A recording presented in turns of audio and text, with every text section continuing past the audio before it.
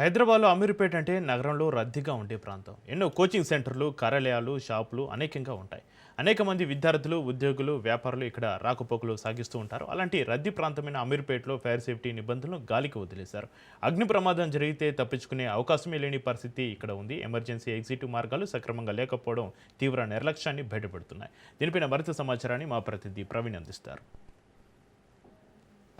అదే మైత్రివనం దగ్గర నీలగిరి అపార్ట్మెంట్లో జరిగినటువంటి అగ్ని ప్రమాదం ప్రాథమికంగా షార్ట్ సర్క్యూట్ కారణంగా జరిగింది అంటూ కూడా చెప్తున్నటువంటి పరిస్థితులను చూసుకోవచ్చు.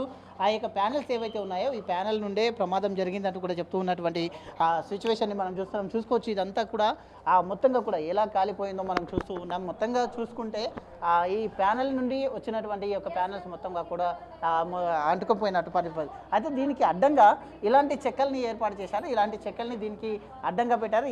ఇక్కడ ఉన్నటువంటి ఈ సిచ్యువేషన్ కింద ఉన్నటువంటి ఇదంతా కూడా ఈ చెక్కను కూడా దానికి అడ్డుగా పెట్టారు. అడ్డుగా పెట్టేసి ఈ విధంగా ప్యానెల్ మొత్తంగా కూడా చూసుకోవచ్చు. ఇక్కడ నుండి ప్రమాదం సంభవించిన తర్వాత ఒకటో ఈ యొక్క అంతస్తు నుంచి రెండవ అంతస్తు, మూడో అంతస్తు కూడా వెళ్ళిపోయింది. అక్కడ చూసుకోవచ్చు ఏ విధంగా ఇదే అంటే మెయిన్గా చూసుకుంటే ప్రాథమికంగా కూడా ఆ యొక్క వైరింగ్ బిల్డింగ్ ఏర్పాటు చేసినప్పటి నుండి ఈ యొక్క వైరింగ్ ఏదైతే చేశారో దీనికి సంబంధించి ఈ యొక్క ప్రమాదం జరిగిందని కూడా చెప్తున్నారు. చూసుకోవచ్చు మొత్తంగా కూడా ఇక్కడ ఏ విధంగా ఇది లేకుండా కూడా ఈ యొక్క వైర్లన్నీ కూడా కాలిపోవడం జరిగింది. మెయిన్గా ఈరోజు జరిగినటువంటి ఈ ప్రమాదానికి సంబంధించి మెయిన్గా ఈ యొక్క ప్యానల్స్ వల్ల ప్రమాదం అంటూ కూడా చెప్తున్నారు. ఇదే విధంగా సెకండ్ ఫ్లోర్లో ఉండేటటువంటి కూడా ఈ యొక్క ప్యానల్ ఇదే విధంగా సింపుల్గా దీనికి ఎలాంటి రక్షణ లేకుండా సింపుల్గా ఒక అట్టతో కవర్ చేయడం జరిగింది. ఇంకా పైన చూస్తే కూడా దీనికి సంబంధించినటువంటి ఇదే విధంగా చూసుకోవచ్చు. ఇది సెకండ్ ఫ్లోర్లో కూడా దీనికి సంబంధించినటువంటి అయితే కింద జరిగినటువంటి ఫస్ట్ ఫ్లోర్, సెకండ్ ఫ్లోర్,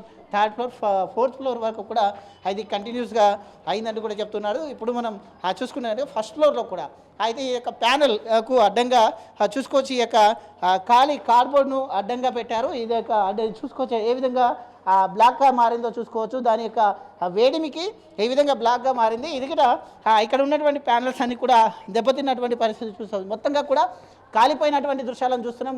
బ్లాక్గా ఏ విధంగా మారిపోయాయి. దీని నుంచే మెయిన్గా కరెంట్ సప్లై అవుతుంది కాబట్టి ఈ యొక్క కరెంట్ కూడా మొత్తంగా కూడా ఈ విధంగా కాలిపోవడం వల్లనే ఈ యొక్క ప్రమాదం జరిగింది అంటూ కూడా ప్రాథమికంగా అగ్నిమాపక సిబ్బంది అయితే చెప్తున్నటువంటి పరిస్థితిని.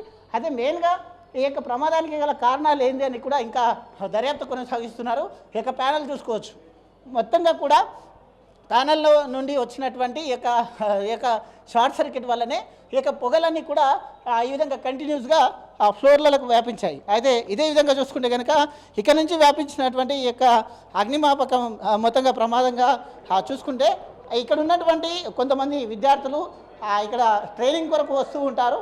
ఆ ట్రైనింగ్కు వచ్చినటువంటి సందర్భం లోపల మనం ఇక్కడ చూస్తున్నాం. అయితే ఇక్కడ కోచింగ్ కొరకు వచ్చారు. ఈ కోచింగ్ కొరకు వచ్చినటువంటి ఈ దాంట్లో 50 మెంబర్స్ మొత్తంగా కూడా 50 మంది విద్యార్థులు ఉన్నారు.